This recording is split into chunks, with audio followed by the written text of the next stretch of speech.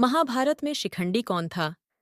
महाभारत की कहानियों में शिखंडी का किरदार बहुत ही महत्वपूर्ण है। पौराणिक कथाओं के अनुसार जब दुर्योधन ने भीष्म पितामह से शिखंडी के बारे में पूछा, तो उन्होंने उसे एक पुरानी घटना सुनाई। भीष्म पितामह ने बताया कि जब हस्तिनापुर के राजा उनके छोटे भाई विचित्रवीर्य थे, तो उनके विवाह के लिए भीष्म पितामह काशी के राजा की 3 पुत्रियों अंबा, अंबिका और अंबालिका को हर कर लाए थे। लेकिन जब उन्हें पता चला कि अंबा का प्रेम राजा शाल्व से था, तो भीष्म ने अंबा को पूरे सम्मान के साथ राजा शाल्व के पास भेज दिया। मगर राजा शाल्व ने अंबा को अपनाने से इनकार कर दिया। इस अपमान से दुखी होकर अंबा ने भीष्म पितामह से बदला लेने की ठान ली। अंबा की इस कठिनाई को देखते हुए किसी ने उन्हें परशुराम जी से मिलने की सलाह दी। अंबा ने परशुराम जी को अपनी पूरी कहानी सुनाई और परशुराम जी ने भीष्म से अंबा का विवाह करने का आग्रह किया। लेकिन भीष्म ने ऐसा करने से साफ इनकार कर दिया।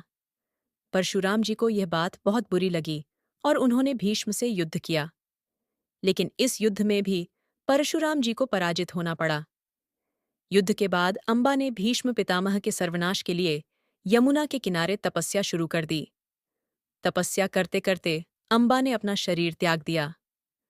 अगले जन्म में अंबा ने वत्स देश के राजा के घर जन्म लिया।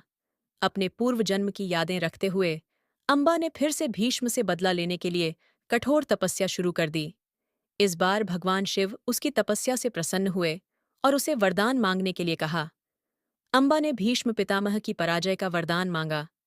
भगवान शिव ने उसे वरदान देते हुए कहा, तुम अगले जन्म में स्त्री के रूप में जन्म लोगी, लेकिन युवावस्था में पुरुष बन जाओगी और भीष्म की मृत्यु का कारण बनोगी।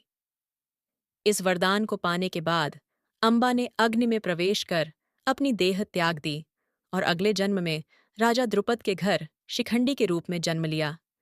महाभारत के युद्ध के दौरान एक यक्ष ने शिखंडी की सहायता के लिए अपना पुरुषत्व उसे दे दिया, जिससे शिखंडी पूर्ण रूप से पुरुष बन गया। युद्ध के समय शिखंडी अर्जुन के रथ पर सवार होकर भीष्म पितामह के सामने आया। भीष्म पितामह ने स्त्रियों पर शस्त्र न उठाने की प्रतिज्ञा की थी, और चूंकि शिखंडी पहले एक स्त्री थी, इसलिए भीष्म ने शस्त्र त्याग दिए। तभी अर्जुन ने शिखंडी को ढाल बनाकर भीष्म पर तीरों की वर्षा की और उन्हें पराजित कर दिया। इस प्रकार शिखंडी भीष्म पितामह की मृत्यु का कारण बना। अगर आपको यह वीडियो पसंद आया हो तो इसे लाइक करें, चैनल को सब्सक्राइब करें और अपने दोस्तों के साथ शेयर करें। धन्यवाद। और कमेंट करके बताएं कि आपको यह कहानी कैसी लगी